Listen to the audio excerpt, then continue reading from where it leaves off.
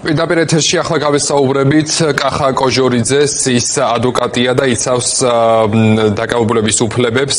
ბატონ კახა, მოგესალმებით, რომ მონაწილეობთ და პასუხობთ ჩვენს კითხვებს. მაინტერესებს, როგორია დაცვის მხარის ადვოკატების სამოქმედო გეგმა, როდის აპირებთ გასაჩივრებას თბილისის საქალაქო სასამართლოს გადაწყვეტილების აპელაციო ინსტანციაში.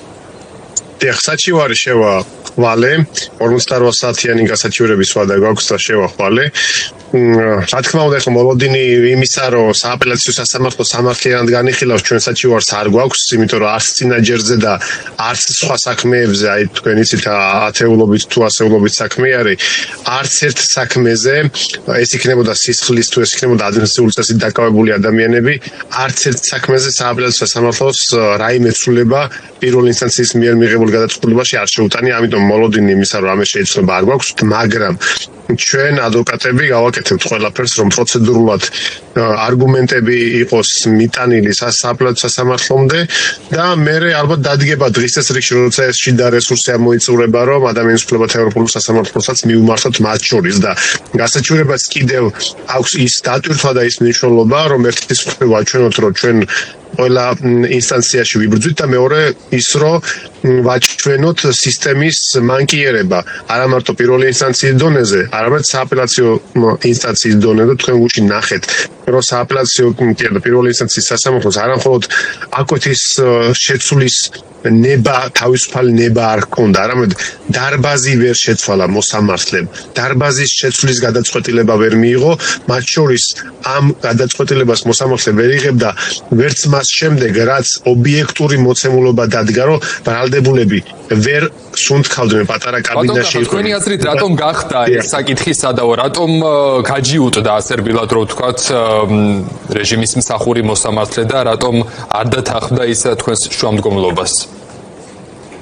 არ ვიცი, სავარაუდოდ შეიძლება ეს იყოს ის, რომ წინა დღეს ასევე აქციაზე დაკავებულთა საქმეების განხილვა იყო და განხილვა შედგა იმ დარბაზში, სადაც მე არ ვიცი, შესაძლებელია ამ სისტემისთვის უსიამოვნო კადრებსაც ჰქონდა ადგილი გულისხმობ ბრალდებულების პოზიციებს, ოჯახის წევრების პოზიციებს, იქ ასათის როლას და ასე შემდეგ, რაც მათი მხრიდან აღქმული იქნა, რომ ანუ რაღაც მათთვის უსიამოვნო ფაქტებს შეიძლება ჰქონოდა ადგილი. ესე შეიძლება აღიქვეს მათ და მიიღეს ეს გადაწყვეტილება, მაგრამ რა თქმა უნდა ეს არ იყოს სწორი მიდგომა, თუ ვინმე არ ღვევს წესრიგს, იმ კონკრეტულ ინდივიდუალურ შემთხვევაში უნდა მოახდინოს სასამართლომ რეაგირება და იმ კონკრეტულ შემთხვევაში დარღვეული წესრიგის გამო სხვა პროცესზე არ მისცეს ბრალდებულებს იმის საშუალება, რომ ნორმალურ პირობებში იმყოფებოდნენ. რა თქმა უნდა, ეს კიდევ ერთხელ ხაზს უსვამს ამ სასამართლოს, ასე ვთქვათ, უსამართლობას და იმას, რომ არც ერთ ამას შორის არც უმნიშვნელო ფორმალობაზე მას თავისუფალი ნება არ გააჩნია ასეთ ტიპის საქმეებზე და ჩვენ ამის ილუსტრაცია გუშინ კიდევ ერთხელ ვნახეთ. ბატონ კახა, რაღაცნაირად უჩვეულო გარემოში გაგრძელდა გუშინ საქალაქო სასამართლოში პროცესის განხილვა, როდესაც თქვენ დატოვეთ სხდომათა დარბაზში, ამის შემდეგ დარბაზში მარტო დარჩნენ მოსამართლეები, პროკურორები, ბუნებრივია თქვენთან ერთად გამოვიდნენ ოჯახის წევრები, დაკავებულების და ახლობლები, ნათესავები, მხარდამჭერები, ვინც გუშინ თბილისის საქალაქო სასამართლოში იმყოფებოდნენ.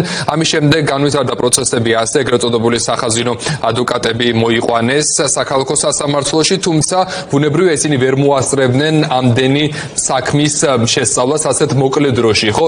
ეს რა ტიპის პროცედურული დარღვევა და რაზე მიანიშნებს თქვენი აზრით? დიახ, ესე იგი, მას შემდეგ რაც ჩვენ დავტოვეთ სასამართლო დარბაზს, ჯერ სანამ დავტოვეთ, მაშინვე უთხარით ჩვენ, რომ დაცვის უფლების განხორციელებაზე კი არ ვამბობ თუ არს და იმაზე კი არ ვამბობ თუ არს, რომ პროცესში მონაწილეობა გვინდა. უჯერ არის ხოლმე, რომ ადვოკატი პროტესტის ნიშნად უარს ამობს პროცესში მონაწილეობაზე ტოვებს, მაგრამ ჩვენ ეს კი არ უთხარით. ჩვენ სასამართლოს უთხარით, რომ გვინდა პროცესში მონაწილეობა, მაგრამ ამ პირობებში არ გვინდა, იმიტომ რომ ეს პირობები არის ბრალდებულისთვის და მათ შორის ჩვენთვის ღირსების შემლახველი. როცა ბრალდებული უსმენს პროკურორს და უნდა რომ რამე უთხრას და უთხრას არგუმენტირებულად, მაგრამ ამ არგუმენტებზე კი ვერ ფიქრობს, არამედ ფიქრობს ჟანგბაზე და სუნთქვის აუცილებლობაზე, იმიტომ რომ მართლა ვერ სუნთქავდნენ ეს ადამიანი, ისეთ არაადამიანურ პირობებში იყვნენ შეყრილები იმ კაბინაში, უკაცრავად ამ სიტყვის გამოყენებისთვის, მაგრამ ზუსტად ეს სიტყვა შეეფერება იმ რეალობას, რაც გუშინ შეიქმნა.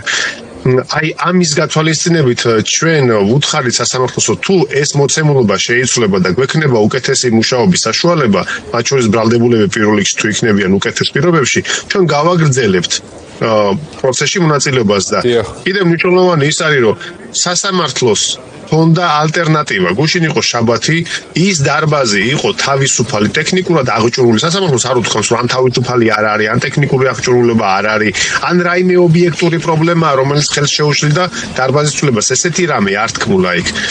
და ამის მერე რაც ჩვენ დავტოვეთ დარბაზი, მერე კიდევ წერილობით ერთობლივი განცხადება შევიტანეთ სასამართლოში ადვოკატებმა, სადაც წერილობითაც დაუფიქსირეთ პოზიცია, რომ ჩვენ მზად ვართ მივიღოთ მონაწილეობა პროცესში, თუ კი მოგვეცემა ადამიანური მუშაობის საშუალება, თუმცა ამის მიუხედავად მოსამართლემ ეს კვლავ არ გაითვალისწინა და სახაზინო ადვოკატების მონაწილეობით ჩატარდა პროცესი. რა თქმა უნდა, ეხლა როცა საქმის მასალები არის მრავალი და მოიხსენებათ, ეხლა შეიძლება შინაარსობრივად მნიშვნელოვანი არ არის, მაგრამ ადვოკატმა რომ დაცვის უფლება სათანადოდ განახორციელოს, მან უნდა წაიკითხოს და გაიაზროს ეს მოცემულობა, ხო? და მარტივ კითხვას უსვამ, რომ აი ჩვეულებრივ ადვოკატს, თუნდაც ყველაზე ძლიერ ადვოკატს რა ვადა ჭირდება იმ მოცემულობის მასალების გასაცნობად. გარწმუნებთ ეს 1-2 საათში შეუძლებელია, როგორი ძლიერი და გამოცდილი ადვოკატიც არ უნდა იყოს, რომ ეს გააკეთოს, სათანადოდ რომ გაეცნოს იმ საქმის მასალებს, მით უმეტეს როცა საუბარია რომ მოსამართლეს სულდა ფორსმაჟორულად განეხილა და დაესრულებინა, რაც შეიძლება მალე ეს საქმე და ამ საქმე. ფორსმაჟორულად ამოცანა იყო, ეგ მათ შორის ერთ-ერთი ბრალდებულის ადვოკატი, აი მას შემდეგ რაც სახაზინო ადვოკატები შევიდნენ, მაინც შევიდა პროცესზე და იქ უკვე ბრალდებულის სახით აცილება ამის მიუხედავად მაინც გაგრძელა და ჩატარდა ეს პროცესი და შედეგიც ჩვენთვის ცნობილია, რომ როგორც მე დავაყენე შუამდგომლობა ამ კონკრეტული მოსამართლის აცილების და მე მაშინ უთხარი მოსამართლეს, რომ 100%-ით ვართ ჩვენ დარწმუნებული იმაში, რომ თქვენ არ შეცვლით იმ გადაწყვეტილებას მიუხედავად იმისა, რომ არანაირი სამართლებრივი არგუმენტი არ გაქვთ ამ ადამიანების პატიმრობის, თქვენ მაინც პატიმრობაში დატოვებთ მას. და ერთ-ერთი ეს იყო აცილების საფუძველი, რომ მოსამართლე უნდა იყოს ეჭვებზე მაღლა, რომ ის ობიექტური და მიუკერძოებელი იქნება. თუმცა მოსამართლემ სამწუხაროდ ეს სტანდარტი რა თქმა უნდა არ დააკმაყოფილა, არც საშუალება დააკმაყოფილა, მიიღო ის გადაწყვეტილება, რაც მიიღო, მაგრამ ყველაზე მნიშვნელოვანი ამ ამბავში რაც რა არის, იცით, რომ ეს რაც კეთდება დემონსტრაციულად იმ ადამიანების გატეხვისთვის, ვინც ციხეში არიან პირველ რიგში და მეორე რიგში იმ ადამიანების რწმენის დაკარგვისთვის, ვინც რუსთაველის გამზირზე ასე უწყვეტად იკრებებიან. და აი ამ მიზანს ფაქტია, რომ სისტემამ ვერ მიაღწია და მე მინდა უსურო ყველა ბრალდებულს, ვინც უკანონოდ ზის ციხეში და ასეთი არის, მე რა საქმესაც ვიცნობ ყველა ამ ტიპის სააქციებზე დაკავებული, უსურო თავისუფლება უახლოეს პერიოდში.